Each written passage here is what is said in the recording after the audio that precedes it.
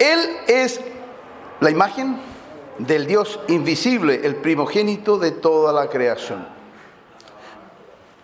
Primogénito porque el primero de la creación, el alfa, también el fin, así también el verbo, el que expresando dentro de su sabiduría la creación, la construyó, la hizo desde el inicio del universo palpable, la hizo con un fin. Pero se pasaron millares y millares de años, millones, digamos así, a través de esos 6 días de la creación.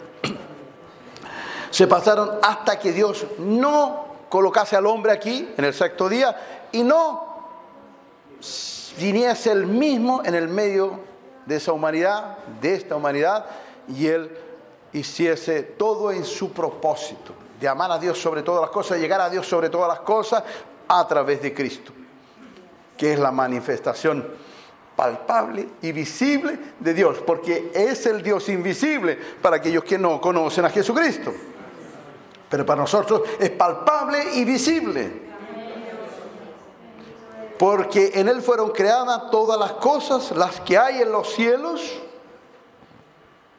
las que están en el mundo espiritual y las que hay en la tierra, visibles e invisibles, sean tronos, que son ángeles, sean dominios, poderes, e invisibles, sean tronos, sean dominios, sean principados, sean potestades. Todo fue creado por medio de Él y para Él. O sea, toda la creación fue creada para Él, pero la creación, por no tener la imagen del Dios invisible, no pudieron seguir la voluntad de Dios, porque antes de existir la materia, antes de existir esa manifestación con el propósito de una creación perfecta en Cristo, que no es esto que perece, que es la persona de Cristo, el cuerpo de Cristo, que es visible a todos aquellos que vemos.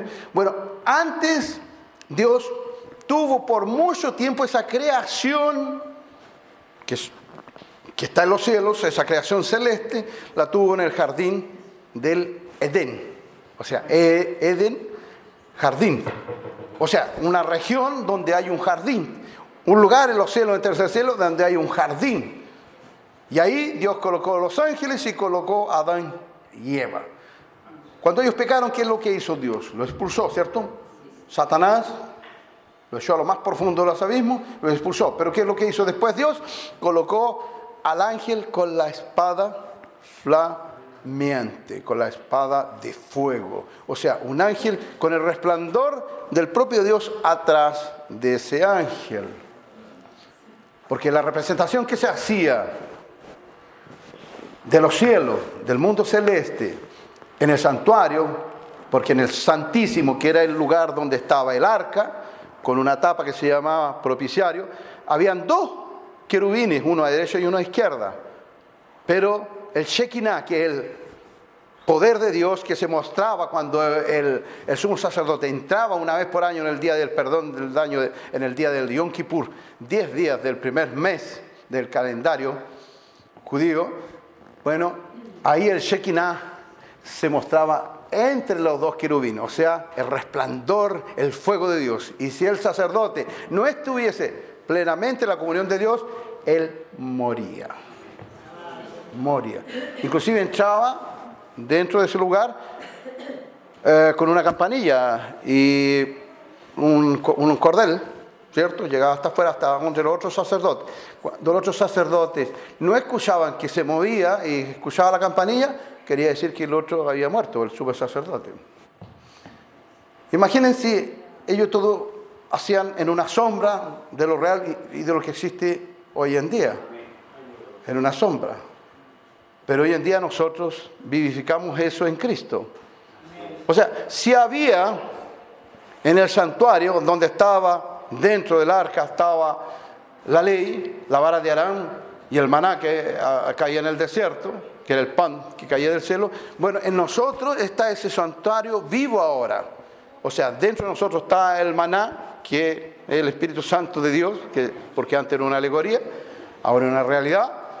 la vara de Aarón, que representa al propio Cristo, y la ley, que es la ley, la palabra de Dios dentro de nuestros corazones, de nuestras almas. Entonces,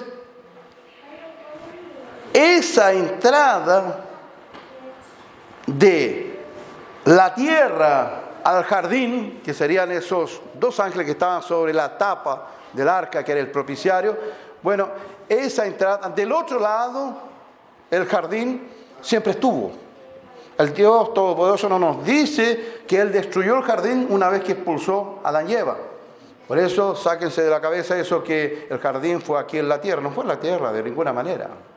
¿Por qué? Porque la palabra es clara, que dice que Dios echó al diablo, a la serpiente antigua, y mandó también fuera del jardín al hombre y a la mujer, y que colocó un ángel para que nadie pasara a la entrada del paraíso. No es eso lo que dice la palabra en Génesis. En ningún lugar dice la palabra que Dios destruyó el jardín, que no existe más el jardín. No, no dice. Si alguien lo descubre por ahí, me lo muestra, porque yo hasta ahora no encontré. Gloria a Dios. ¿Y el árbol de la vida dónde está? En el medio del paraíso de Dios.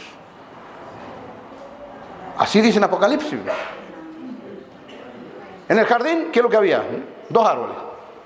El de conocimiento del bien y del mal, que no debía comer el hombre, y el árbol de la vida. ¿Quién es el árbol de la vida? El propio Dios. Gloria a Dios. Claro. El hombre comió del conocimiento del bien y del mal. La palabra dice que todos aquellos que entremos para salvación comeremos eternamente del árbol de la vida. ¿Qué es lo que comemos? Del pan y bebemos del vino, de la sangre y cuerpo de Cristo. ¿Cómo podríamos comer de otra cosa? Del fruto de la vida que Dios nos da. ¿Ya?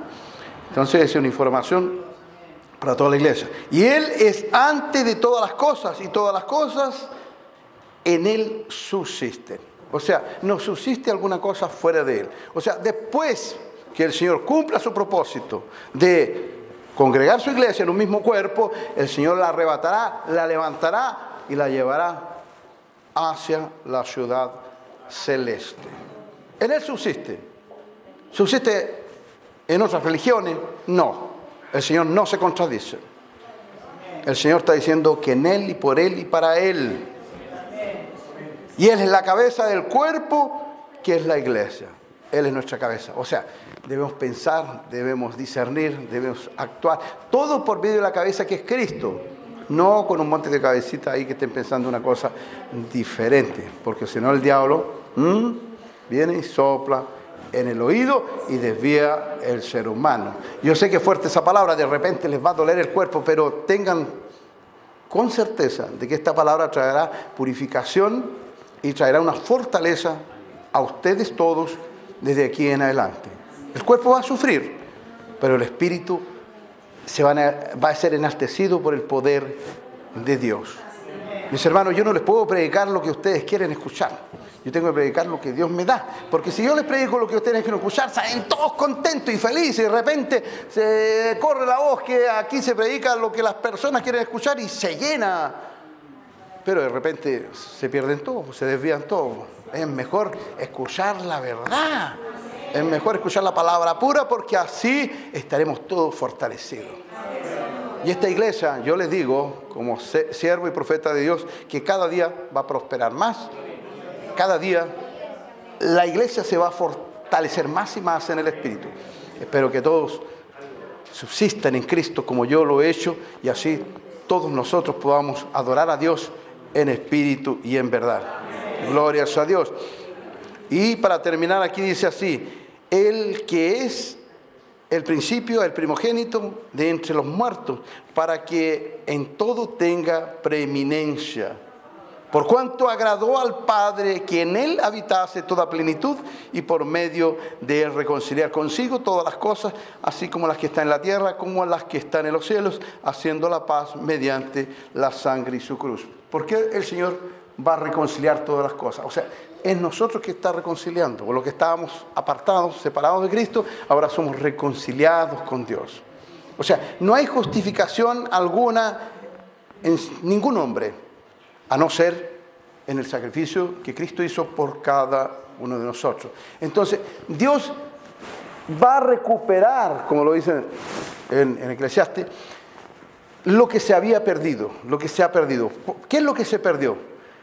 Porque maldita es la tierra por tu causa, le dijo Dios a Adán, pero así Dios reconcilió esa tierra en el cuerpo de Cristo, esa tierra en el cuerpo de su iglesia. Lo que no es, dejará de ser, porque somos peregrinos en este mundo, pero habitaremos por siempre en la presencia del Señor. Espero, mis hermanos, que hayan gustado de la palabra, que Dios los bendiga a cada día más. Yo quiero, claro, orar un poquito antes de terminar, para que todos nos fortalezcamos en su presencia. Señor Jesús, Dios Todopoderoso, invoco tu santo nombre en este momento, Señor, para que tu iglesia sea bendecida, Señor, sea purificada, Señor, sea también, Señor, separada en santidad, Señor, para honor y gloria de tu santo nombre.